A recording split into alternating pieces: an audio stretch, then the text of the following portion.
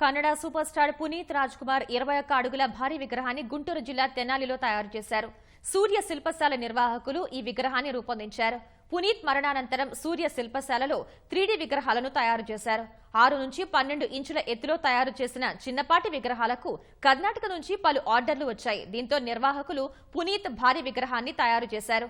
ఈ విగ్రహాన్ని స్థానిక ఎమ్మెల్యే అన్నాబత్తుని శివకుమార్ ఆవిష్కరించారు. త్వరలో బెంగళూరులో ఈ విగ్రహాన్ని ప్రదర్శనకు ఉంచనున్నట్లు సూర్య శిల్పశాల నిర్వాహకులు తెలిపారు. ఆధునిక సాంకేతికతను ఉపయోగించి విగ్రహాలు తయారు చేసినట్లు నిర్వాహకులు వెల్లడించారు.